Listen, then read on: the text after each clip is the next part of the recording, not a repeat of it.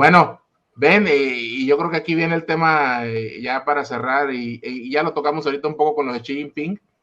Estamos viendo una revolución que tú estás tocando en el tema pues geopolítico y económico, ¿no? Una revolución de la pérdida de la preponderancia o de la importancia del dólar en el mundo, ¿no? Y vemos esas imágenes que a lo mejor ahorita nos comparte alguna Celsin, pues vemos que se hace la paz, algo que parecía imposible entre Arabia Saudita e Irán.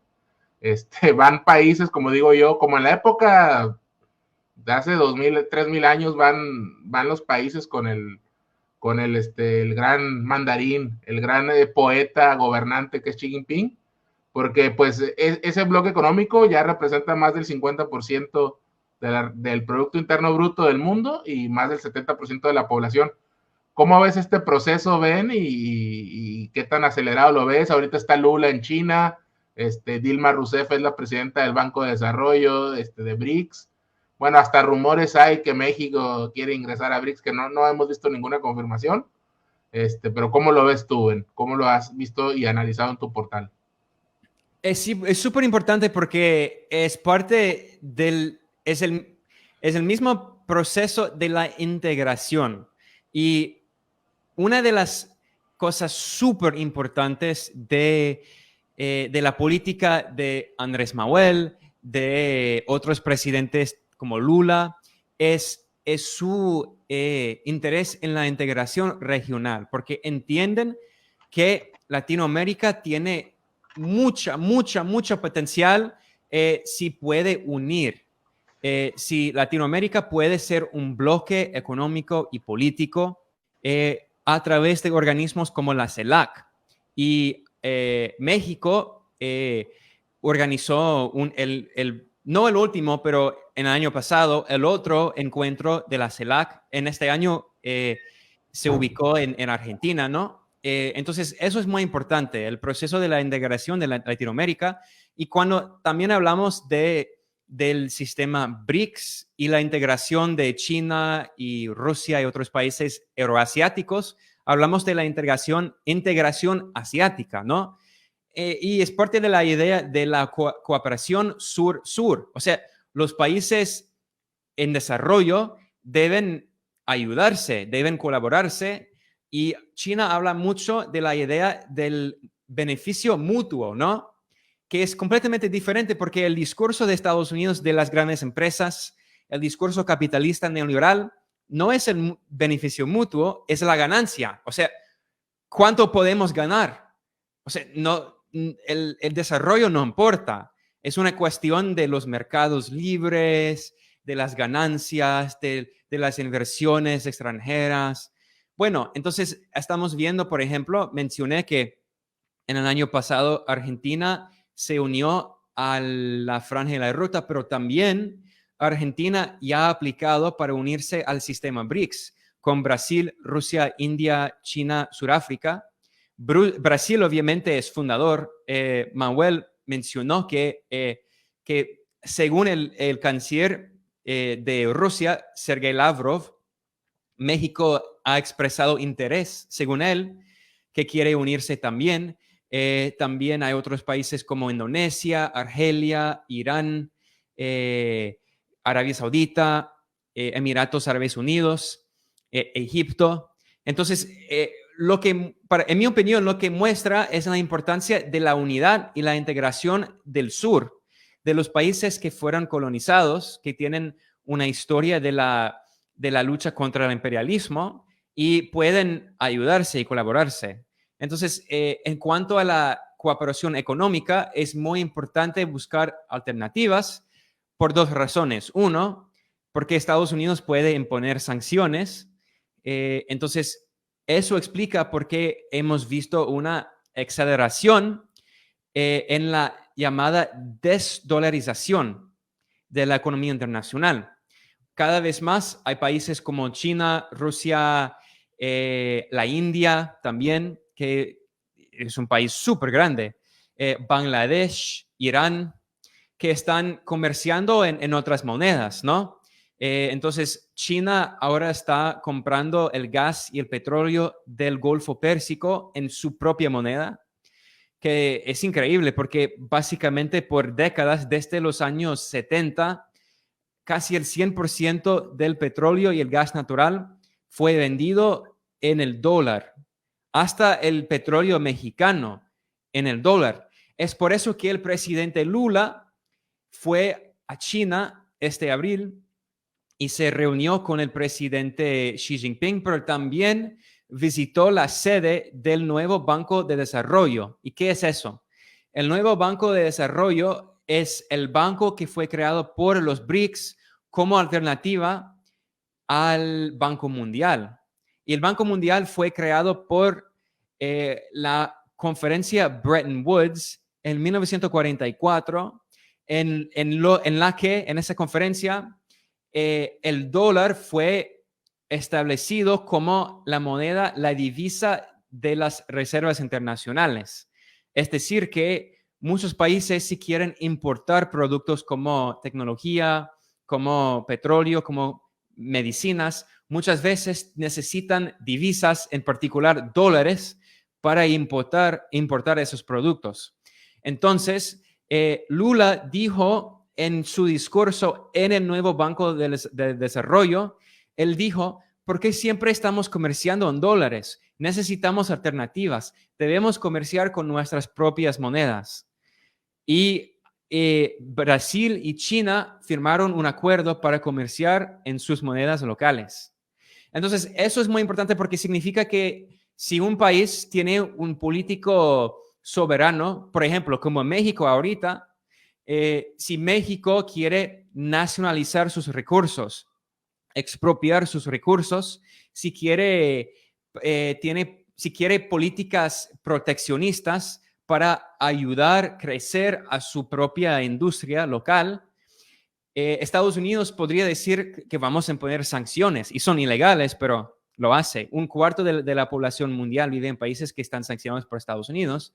Entonces, si esos países comercian en otras monedas, las sanciones no tienen el mismo impacto. Entonces, es por eso que estamos viendo tanto interés en la desdolarización por todo el mundo. Y en México, en particular, si México se une a los BRICS y si el comercio entre México y China y Rusia y otros países aumenta, y creo que sí va a aumentar en los años que vienen, sería importante también buscar formas de comerciar con pesos mexicanos y yuanes chinos o rublos rusos. Es una posibilidad en el futuro, definitivamente. Muchas gracias, Ben. No sé si ahí se nos fue nuestro querido Manu. Aquí estoy. Ahí estás, Manu. Aquí estoy. Ro, para cerrar este tema de la desdolarización, ¿quieres agregar algo, preguntar algo? Sí, me llama la atención, bueno, todo lo que está pasando con el fortalecimiento, sobre todo, pues lo vemos aquí en México con el tipo de cambio frente al dólar. Pero pues a propósito de lo que vi en otros, con otros analistas, pues me metí a ver también el comportamiento del peso con respecto de otras monedas en el mundo, ¿no? Con respecto del euro, con respecto de la libra esterlina, con respecto del yen. Y en todos los casos, el peso resulta fortalecerse en menor o en mayor medida con respecto de la moneda extranjera. Este fenómeno, yo pienso que puede tener una de sus virtudes en las políticas económicas de México y sobre todo en otro fenómeno, en el fenómeno del nearshoring, porque tener Estados Unidos como vecino y ser y que sea nuestro principal que México es el principal socio comercial de Estados Unidos, pues sí, ya vimos que es una maldición tener cerca a Estados Unidos, pero también al mismo tiempo, económicamente hablando, puede estarse convirtiendo en una bendición. Lo cierto es que, vista la política económica mexicana y lejos de lo que están diciendo la derecha aquí en México, es que México se está está convirtiendo en un país que es atractivo para la inversión. Y eso yo lo veía en los efectos económicos previos a la pandemia. Por ejemplo, aquí en México hay algunas asociaciones empresariales y el presidente del Consejo Coordinador Empresarial es una de estas organizaciones que es de las que tienen, digamos, más renombre, aceptó en un programa en Televisa, frente a uno de los analistas conservadores más aferrados, Leo Zuckerman, que la inversión extranjera directa había crecido previo a la pandemia en 2019, habría crecido 8% con respecto del año anterior. Y ahorita vemos el fenómeno del nearshoring. ¿Qué tanto crees que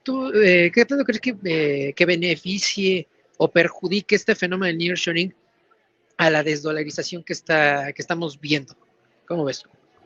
Bueno, hoy en día se habla mucho del nearshoring, aunque no tengo mucha confianza en eso. Creo que la verdad es que hay mucho discurso sobre eso, pero no hemos visto muchos ejemplos de las empresas de Estados Unidos moviendo sus fábricas. Bueno, yo sé que hay el nuevo contrato de Tesla en México, pero o sea, no es un ejemplo de una empresa que tiene una fábrica en Asia que está moviendo su fábrica a Latinoamérica. O sea, vamos a ver si hay más ejemplos, pero en cuanto al tipo de cambio y todo eso en México y el peso mexicano y bueno, creo que México tiene muchas ventajas. Uno, México tiene muchas materias primas que son importantes y en comparación con otros países en Latinoamérica, a veces México tiene un superávit en su cuenta corriente. Eso significa que exporta más que importa. Muchos países en Latinoamérica y en general en muchos países que no tienen muchas materias primas, tienen un déficit en su cuenta corriente. Eso significa que importa más que exporta. De hecho, Estados Unidos tiene el peor déficit de cuenta corriente del mundo, pero no le afecta porque su moneda es la moneda de reserva mundial. Entonces, no hay mucha inflación porque todo el mundo sufre la inflación que Estados Unidos crea. Entonces, eso significa que México puede exportar más materias primas y no solo materias primas, sino productos que son fabricados en México, porque México tiene bastante industria, ¿no? Entonces, eso significa que cuando estamos viendo momentos así, en los que hay una crisis de inflación, gracias a su cuenta a su superávit en su cuenta corriente, es decir, gracias a sus exportaciones, México, la moneda de México no sufre tanto por la inflación como otros países que tienen un déficit en su comercio. También algo bueno es que ahorita hay un problema con la evaluación del dólar. Es decir, que el dólar vale demasiado porque el Banco Central de Estados Unidos, que se llama la Reserva Federal, está aumentando las tasas de interés mucho. Ahora hasta como el 5%. Antes estaba como básicamente el 0% hace un año. Entonces, eso significa que cada vez que el Banco Central de Estados Unidos sube su tasa de interés, el valor del dólar en comparación con otras monedas, porque es una moneda que no se basa en oro o una materia prima. Se llama una moneda fiat, ¿no? Como la mayoría de las monedas del mundo. Y no es un problema, pero significa que su valor cambia en comparación con otros países, con las monedas de otros países. Eso significa que cada vez que la tasa de interés sube en Estados Unidos, el dólar sube en comparación con otras monedas. Es por eso que en muchos países, en Latinoamérica y en otros países del mundo, sus monedas han bajado, o sea, según el tipo de cambio con el dólar. Pero el peso mexicano no ha bajado tanto como otras monedas porque México tiene un superávit en su cuenta corriente.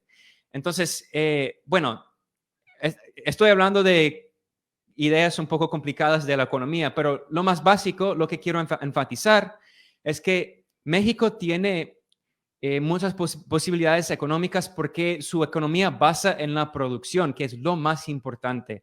Es por eso que China ha podido crecer tanto. Bueno, también el gobierno invierte muchísimo. Bueno, la banca está controlada por el gobierno. La banca es pública. No es como la banca privada comercial como en Estados Unidos, que básicamente controla toda la economía y es una economía cada vez más financiarizada, ¿no? Entonces, lo que México está haciendo es la mejor forma de desarrollar su economía, es decir, nacionalizar sus recursos naturales y materias primas y usar las exportaciones de las materias primas para financiar el desarrollo social, para subir los salarios de los mexicanos, para crear un mercado interno dentro de México, también crear industria y no financiarizada, una industria que produce productos que la gente quiere para exportar, para tener el superávit. Es exactamente lo que China ha estado, bueno, también Corea del Sur, Japón, economías que se basan en la producción y las exportaciones de productos con valor agregado, no solo materias primas. Entonces la idea es usar las materias primas y usar los ingresos de las exportaciones para crear industrias internas dentro del país para tener más valor agregado, porque si un país solo exporta productos como materias primas, petróleo, minerales o solo como agricultura, no hay mucho valor agregado. Entonces, creo que México ya está en la vía de desarrollo. Es por eso que creo que en México, bueno, con la pandemia y todo eso, hubo un poco de problemas económicos, pero en comparación con otros países, creo que tiene que seguir en ese camino con más inversión social. Entonces, en el futuro, no creo que deba buscar a la inversión extranjera. O sea, Lula también está hablando de esto mucho. Lula está diciendo, tenemos un mercado grande, un mercado interno, tenemos muchos trabajos, tenemos la posibilidad de crecer nuestra propia industria. Y Brasil ahora está intentando industrializar y crear industrias que producen carros, que producen aviones. Y creo que México debería hacerlo exactamente lo mismo y no pensar tanto en, o sea, porque si las empresas de Estados Unidos invierten en México, al fin y al cabo las ganancias vuelven a Estados Unidos. Hay trabajo, sí, para los trabajadores mexicanos, pero la idea es crear industria mexicana, soberana. Y creo que Andrés Manuel entiende la importancia de eso. Solo ojalá que esas políticas continúen en el próximo gobierno. Y sí, tengo confianza en Morena y en los movimientos sociales en México. Yo sé que el año que viene será un año muy importante y creo que ese debate será un debate muy importante en 2024 en México sobre la importancia de crear la industria interna. Uy, sí, se va a poner bastante bueno y ojalá nos puedas acompañar para ese entonces, mi querido Ben.